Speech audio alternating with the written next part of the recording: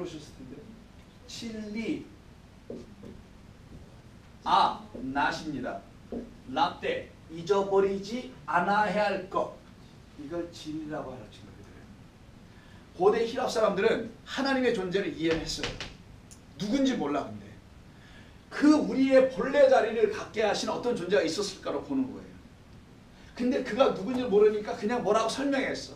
The first principle 이런 말도 쓰기도 하고 뭐 여러 가지 요새 뭐 higher being 이런 말도 쓰기도 하는데 그런 존재가 있었는데 그 존재가 참된 존재인데 그 존재를 잊어버리면 안 돼라는 게 알레테이아 사실입니다. 이게 진리라는 겁니다. 라떼가 그래서 이 가운데 쳐져 있는 이 금 경계선입니다. 라반하고 지금 누구 사이에서는? 야곱 사이에서는. 애굽 바로와 이스라엘 백성 사이에는 이 강이 딱 쳐져 있다는 거예요. 이걸 넘어오려다가 어떻게 돼? 이들이 다 물속에 다 장수됩니다. 수장되죠. 그래서 이들도 갈 수가 없어. 아무리 반역을 해도 거기는 못 넘어가요. 아니면 하나님이 죽여버리시는 사건이 자꾸만 나오죠. 내가 너희들 죽여서라도 끌고 가겠다 이거예요. 죽여서라도 끌고 가겠다. 이게 바로 이 강이라는 거예요. 이걸 홍해로 표현한 것이죠. 이 경계선으로 딱 꺼지는데 이 경계선을 스스로 긋고 야곱으로 못 넘어오게 해요. 나도 안 넘어가고 너도 넘어오지 말라는 그런 이야기를 쭉 뒷부분에서 이제 하게 됩니다. 자, 그래서 25에서 30절 쭉 보시면은 왜 내 신을 도둑질하느냐 그러죠. 바로 중간의 길에서 그에게 찾아오신 하나님께로부터 들은 말씀이 있어서 더 이상 다른 말을 하지는 못하고 그냥 신 문제만 들고 나오게 됩니다. 내가 네 아버지 집으로 돌아가는 것은 옳다. 그래 가야 되지 않겠느냐. 그런데 내 신은 주고 가라. 드라빔은 놓고 가. 그래서 31에서 35절을 보세요. 야곱이 라반에게 대답하여 이르되 내가 생각하기로 외삼촌의 딸들을 내게서 억지로 빼앗으려 하여 두려워하였습니다. 외삼촌의 신을 누구에서 찾든지 그는 뭐래요? 자, 이게 또 큰 말이네요. 야곱은 지금 몰라요. 라헬이 슬쩍 한 거는 몰라. 그러고선 딱 이렇게 얘기한 거예요. 자기 사랑하는 라헬을 놓고 누구든지 당신의 그 드라빔을 갖고 온 자가 있으면 당신은 그를 죽여서라도 가져가라고 딱 아주 호언장. 자기는 안 했으니까 얘기를 했는데 자기가 아닌 자기가 사랑하는 라헬이라는 사람이 이렇게 좀 하고 있단 말이에요. 근데 이 사실을 야곱은 전혀 알지를 못하고 있죠. 32절은 바로 우상을 갖고 있는 자는 어떻게 된다는 거예요? 결국은 죽는다라는 걸 말합니다. 그래서 나중에 라헬이 죽어야 안 죽어요? 그래서 죽어요. 이해하셨죠? 누구 낳고 베놈이라고 이름 지은 베냐민을 낳고 결국은 죽는 거예요. 우상을 갖고 나왔기 때문에. 거기는 못 들어간다는 거예요. 우상을 갖고는. 그는 죽어야 해. 우상으로 들어갈 수 없고 우상이 함께 죽고 난 다음에는 들어가는 거지. 그걸 설명하는 거예요. 단순한 저주 이야기가 아니라. 자, 그 이야기가 지금 35절까지 쭉 있는 거였고요. 36절부터 42절을 보시게 되면은 근데 그건 좀 챙기고 가야 되겠네. 34절 보세요. 이때 라헬이 그 드라이브를 어디다 감춰놨어요? 그렇지. 자기 엉덩이 밑에 깔고 앉았단 말이에요. 낙타 앉아에 올려놓고 숨겨놓고서는. 그래서 뭐라고 해? 아버님 제가 경수를 중이어서 제가 내릴 수가 없습니다. 그래서 안 내렸단 말이에요. 그래서 발견하지 못하고 떠나요. 그러니까 드라빔이 없으니까 드라빔을 못 찾아가니까 라반이 큰일 났단 말이야.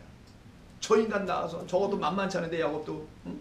와가지고 내 땅 뭐 내 거 다 달라고 큰일 나고 그래서 뭘 쌓였다가 스스로 담을 쌓는 거예요. 경계선을 그어버립니다. 이게 하나님의 자녀들과 그렇지 않은 자들의 영원한 분리라는 걸 알려주는 거예요. 여러분들은 바로 여기서 건져서 일로 넘어온 사람이에요. 마치 그 세상을 야곱이 도망나에 나왔다 그랬죠. 마치 허겁지겁 도망하여 나오듯이. 그래서 옷을 주워 입지도 못하고 막 허겁지겁 도망나요. 출애굽 때도 어떻게 해요? 6월절에도 제대로 먹지도 못하고 막 앉아서 쭈그리고 앉아서 먹으면서 그날 밤에 허겁지겁 도망하여 나와요. 막 이렇게 도망하여 허겁지겁 나오는 게 뭐예요? 촉박함, 긴박성. 뭐에 대한? 구원에 대한 영적 긴박성을 느끼는 자들만이 허겁지겁 나오는 거지. 아우 여보야, 아우 think about it. Okay, sounds good. make sense. 뭐 이러면서 좀 며칠 좀 생각나. 교회를 글쎄 뭐 나갈까 말까. 이런 게 아니라는 거예요. 구원의 메시지. 여기 지금 불이 났는데, well, I think I'm still okay. 뭐 이러고 있어요. 아직 안 뜨거운데 나. 이게 바로 구원의 긴박성을 느끼지 못한다는 거예요. 구원의 긴박성은 성령이 주셔야만 하는 건데 내 영혼을 책망하시는 거죠. 그래서 너 지금 이렇게 안 나오면 안 돼. 빨리 나와야 해. 이걸 자꾸만 와서 찔른단 말이야. 양심을 찔리는 게 아니라 나의 영혼을 찌르는 거지. 우리는 양심이 없잖아요 이미. 그래서 찔러봤자 들을 양심이 없어. 너무 효과도 안 나 이제는 그쪽으로는. 그래서 우리가 그래서 양심으로서 뭐 아프니까 다 동의하고 있는데 이렇게 기뻐하는 거예요. 근데 그 얼굴들이 양심에 있어서는 이미 넘어간 것 같아요. 근데 하나님은 그런 양심을 건드리는 게 아니라 선한 양심을 우리에게 주시는데 깨닫게 하는 마음을 주시더라는 거예요. 그걸 선한 양심이라고 해요. 그걸 가지고 하나님께서 우리를 여기서 긴박하게 불러내는 도망이라는 과정을 통해서 야곱을 끌고 나오는 거예요. 그런 과정이, 그런 상황이 야곱에게 없었으면 야곱도 아예 모르겠어요. 안 나왔을 것 같아요. 다른 계획을 세울 수 있잖아요. 저 라반이 곧 죽을 건데 뭐 이러면서라든가 여러 가지 방법이 몇 개 있어요. 근데 거기서 야곱은 나올 수밖에 없었던 것이 베델의 하나님을 만났기 때문이었던 것이죠. 이미 그가 말을 하는 게 있었어요. 옛날 20년 전에. 이게 입이 문제야. 입이 그 얘기해놔가지고 결국 돌아갈 수밖에 없는 자. 36절부터 42절을 보겠습니다. 야곱이 노하여 라반을 책망하여 거꾸로 이런 거 못 찾았는데 뭐 하는 거냐고. 우리가 언제 그런 거 혼자 갖고 나왔느냐고. 왜? 내 만하님들을 보시오. 다 멀쩡하지 않소. 내가 거짓말쟁이 도둑놈입니까? 내 문을 다 뒤져보라고 막 호언장담을 37절에서 얘기하죠. 우리 둘 사이 판단하게 하소서. 내가 20년을 외삼촌과 함께 하였거니와 외삼촌의 암양들이나 암염소들이 낙태하지 아니하였고 또 외삼촌의 양떼의 순양을 내가 먹지 아니하였으며. 여기서 먹다라는 것은 삶아 먹었다는 뜻이 아니라 슬쩍 먹었다는 그런 걸 의미하는 거예요. 물려 찢긴 것은 내가 외삼촌에게 가져가지 아니하고 낮에 도둑을 맞았든지 밤에 도둑을 맞았든지 외삼촌이 그것을 내 손에서 찾았으므로 내가 그 스스로 그것을 보충하였으며 내가 이와 같이 낮에는 더위와 밤에는 주의 이름으로 쓰고 눈붙일 혈을도 없이 지냈나이다. 이렇게 얘기해요. 지금 쭉 10번이나 당신이 바꾸지 않았습니까? 품삯 안 주면서. 42절 우리 하나님 아버지, 우리 아버지의 하나님, 아브라함의 하나님, 이삭의 하나님, 이삭이 경외하는 이가 나와 함께 계시지 아니하였더라면 삼촌께서 이제 나를 빈손으로 돌려보냈으리라다마는, 발음도 어려워, 쓰리이다마는 하나님이 내 고관과 내 손의 수고를 보시고 어제 밤에 외삼촌을 책망하셨나이다. 야곱이 이것도 알고 있네. 하나님의 도우심이죠. 찾아와서 선악간에 판단하지 말라라는 것을 그에게 주셨다는 것까지 알고 있었단 말이에요. 라반이 할 말이 없어져요. 라반이 그 43절 꼬리를 내리면서 하는 말을 들어볼까요? 라반이 야곱에게 대답하여 이르되 딸들은 내 딸들이요 자식들은 내 자식이요 양떼는 내 양떼요 내 보는 것은 내 것이라 내가 오늘 내 딸과 그들이 낳은 자식들에게 무엇을 하겠느냐. 이제 오라 나와 내가 언약을 맺고 그것으로 너와 나 사이에 증거로 삼자. 드라빔 못 찾으니까 좀 두려워서 증거를 하나 삼자 합니다. 이에 야곱이 돌을 가져다가 기둥으로 세우고 또 그 형제들에게 돌을 모으라 하니 그들이 돌을 가져다가 무더기를 이루매 무리가 거기 무더기 곁에서 먹고 라반은 그것을 여갈사하두다. 뜻은 뭐래요?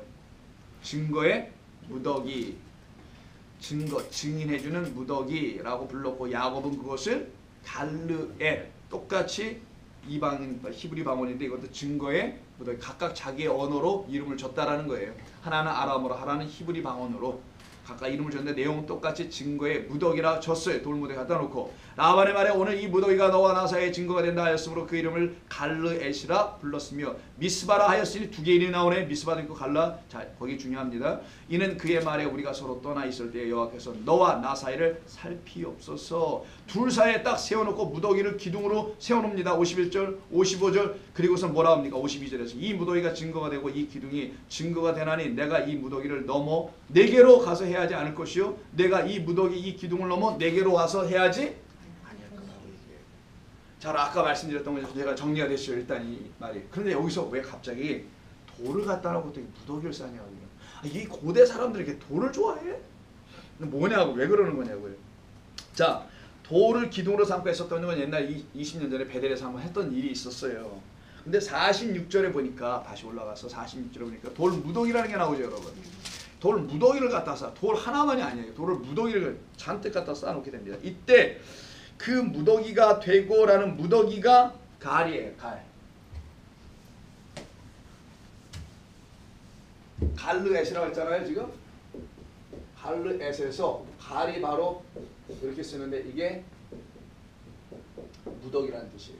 이렇게 쌓는 거 파일된 거죠. 이렇게 이게 돌 무더기의 무더기라는 뜻이고요. 이 무더기는 옛날에 아간이 아골골짜기에서 맞아서 죽어요. 돌에. 그래서 돌 무더기로 쌓여진 적이 있어요. 그 무더기가 똑같은 겁니다. 자, 근데 40절 이걸 여갈 사하두라고 하죠. 똑같은 의미를 했습니다. 근데 갈르엣이라고 야곱이 이름을 줬어요. 그럼 르엣이 남잖아요. 여기 르엣. 이 르엣의 뜻이 있어요. 르엣은 야드, 아드 혹은 야드에서 나오는데 야드. 이 두 말이 합성해요. 갈야드, 갈르엣이라면 갈야드에서 나오는 이게 바로 증인 혹은 증거. witness라는 증인 혹은 증거. 그럼 이게 이름이 나왔네요. 증거의 무더기 이런 뜻이에요. 자, 이 증거의 무더기를 갖다가 놓고 뭐라고 하냐면 이것으로 하나님께서 너와 나를 살핀다 이런 얘기를 하면서 그 이름을 또 미스바라우지라고 그랬죠. 자, 여기 아주 중요한 포인트가 있어요. 자, 여기 또 하나의 이름이 나오기를 미스바라고 이름을 줘요. 자, 길앗과로 미스바는 같은 뜻이죠. 길앗의 문자적 의미는 증거의 무더기, 증거의 돌산이에요. 증거의 돌이 쌓여진 곳이 있잖아요. 돌 쌓여진 곳입니다. 증거. 뭘 증거하겠다라는 거예요. 뭘 알려주고 싶은 거예요. 증거. 이게 증거가 돼. 그래서 알려주고 싶어요. 그게 바로 갈렛인데 그걸 또 왜 다 미스바라고 이름은 왜 또 이렇게 불러주게 한 건가? 미스바라는 것은 차파에서 나와요. 차파. 차파라는 뜻은 살피다, 지키다라는 뜻이에요. 차파, 살피다, 지키다. 자, 지금 이 자리는요. 뭐가다 관계가 있냐면 이 길르앗이라는 이 길르앗이 아까 여할 사하두 이렇게 써 있었잖아요. 여갈 사하두 이렇게 돼 있고 이 길르앗이 나엘과 다 관계가 있어서 나온 거예요. 자, 이 모든 배경은 지금 나엘과 관계가 있습니다. 나엘이 뭘 훔쳐 갖고 나와서 자, 드라빔을 갖고 나온 반드시 뭐예요? 드라빔. 자, 이해해 보자고요. 죽음이 와. 죽음이 와요. 드라빔은 우상을 말하는 거죠. 하나님이 갖고 나오지 말라고 하라는 그 어떤 것이에요. 근데 이걸 아간이 나중에 갖고 나서 한번 그가 돌 무더기에 쌓여서 그 무덤에 쌓여서 죽은 적이 있어요. 돌로 쳐서 그래 무덤 돌로 그냥 덮어버려. 그것만이 아니라 그가 갖고 있는 모든 재산 훔쳤던 거 있잖아요. 전쟁의 수행물, 노획물 그것까지도 다 이 돌 무더기에 다 쌓아버려서 죽임을 당하는 것다가 아골 골짜기라고 합니다. 그러다가 아간에서도 마치 우상과 드라빔 같은 맥락이 흘러가고 있네요. 그것에 대한 죽음의 자리. 이 죽음의 자리에 지금 누가 서 있냐면 라헬이 있다라는 거예요. 자, 보세요. 라헬은 가지고 나와서는 안 되는 걸 지금 가지고 가나안 땅으로 가요. 거기는 그것이 허락된 것이 아니란 말이에요. 지금. 그럼 이는 반드시 여기서 죽임을 당할 수밖에 없는데 어떻게 죽임을 당하냐? 갈르엣이라는 것으로 죽임을 당할 거라는 걸 설명하는 거예요. 갈르엣은 증거하는 무더기가 될 것이다. 돌로 쌓아놓은 무더기가 뭔가를 가르치고 증거하게 될 거다. 뭐를? 라헬, 드라빔 갖고 나온 자는 죽는다는 것을 가르쳐. 그게 돌 무더기가 된다는 거예요. 즉 라헬이 죽임을 당할 그곳에 바로 그곳에 돌 기둥을 하나 세워놓고는 이렇게 돌 기둥을 세워요. 그러면 이 옆에다 돌들을 갖다가 무더기로 쌓아놓은 거예요. 이 돌 기둥 위에다가. 이 그림이 나온 거예요. 지금 라헬. 라헬이 죽어서 돌 무더기로 갇혀야 될 이곳에 기둥이 하나 세워지고서는 이 기둥이 뭔가를 증거할 것이다. 이걸 지금 성경이 우리에게 알려주려고 하는 겁니다. 우리는 모두 다 라헬 같은 존재라는 걸 설명하는 거예요. 우리는 드라빔을 갖고 있는 존재들. 당시에는 이런 드라빔을 갖고 있었던 것뿐이고 우리는 다른 종류의 차원의 드라빔들, 우상들을 갖고 살아가는 존재들이었는데 그들은 다 죽임당할 수밖에 없는 돌 무더기로 끝나야 되는 존재들인데 그 자리에 돌이 하나가 세워지더라는 거예요. 그 무더기 속에. 아간 때 안 썼단 말이에요. 이게. 근데 여기서 지금 쓴다는 얘기가 나오네요. 왜? 라헬은 야곱이 어떤 사람이에요? 사랑했던 사람이기 때문에. 이게 다른 점이에요. 이게 지금. 성경이 가르치려고 하는 메시지가 좀 다르다는 거예요. 아간의 이야기하고는. 사랑받은 주의 자녀가 드라빔을 갖고 나와 죽을 수밖에 없는 그의 돌 무덤의 자리에 뭐가 하나 우뚝 서버려요. 돌기둥 하나가. 그게 바로 야곱이 전에 20년 전에는 여기다가 기름을 부었다는 그 돌 기둥과 똑같은 기둥이 하나 우뚝 쓴단 말이에요. 그리고 돌 무더기가 쌓여져. 아하, 그래서 우리는 이걸 통해서 알게 되는 거예요. 라헬이 결국은 죽음을 당해야 할 이 돌 무더기 위에 어떤 기둥, 곧 언약의 기둥이 세워질 것이며 그 돌 무더기 위에 언약의 기둥이 반듯하게 세워져서 결국 라헬은 살아날 거라는 것을, 그 돌 무더기 속에서 살아날 것이라는 것을 증거하고 있는 게 51절, 2절, 3절, 4절, 5절이었던 거예요. 그러니 54절 마지막 끝에서 야곱이 또 산에서 제사를 드리고 형제들을 불러 떡을 같이 먹고 그들이 떡을 산에서 먹고 헤어지게 되는 이야기가 나오죠. 화목해지게 됩니다. 오늘 성경 말씀은 아주 복잡하지 않아요. 내용은 깁니다만 야곱이 도망가는 이야기가 단순한 도망이 아니라 긴박성, 빨리 그곳을 떠나 너의 출생지로 돌아가라는 하나님의 계획과 하나님의 명령을 듣고 이가 떠나는 과정에서 그의 부인 라헬이 뭘 하나 들고 나오는 게 두라빔이에요. 근데 그 두라빔을 찾으러 가면서 반드시 자기에게 옳고 그름으로 판단하는 자가 쫓아왔단 말이에요. 그게 바로 라반이에요. 근데 그 라반, 선악만 갖고 있는 자로서의 라반은 성도, 하나님의 백성들이 언제든지 심판받게 되는 것처럼 보여지는 그런 우리들인데, 그런 우리들을 그걸로 심판하면 안 된다는 것으로 밤에 꿈에 그에게 찾아와 알려주셔서 우리는 그런 심판을 받는 자가 아니라는 걸 성경이 말씀해 준 것이며, 그런 박해하는 자, 우리 예수 믿는 사람들, 하나님의 백성들을 추격하여 박해하는 라반 같은 사단적 존재들에 의해서 우리가 해함을 당할 수 있을지 모르나 선악으로 정죄당하지 않을 것이며, 그러한 존재들이 도망하여 나오긴 했는데 라헬을 통해 한 번 더 설명하신 것은 드라빔이라는 것으로 가져 나가서는 안 되는 드라빔을 갖고 나섰지만, 그럼에도 불구하고 그의 죽음의 자리에 언약의 기둥은 세워진다는 것, 이걸 증거하는 돌무더기가 되어 결국 라헬 같은 존재들은 살아날 거라는 것을 성경이 말합니다. 라헬은 이때 어떻게 했다고요? 뭐로 했다고? 경수를 했는지 안 했는지 모르지만 한다고 했어요. 사실은 안 했을 겁니다.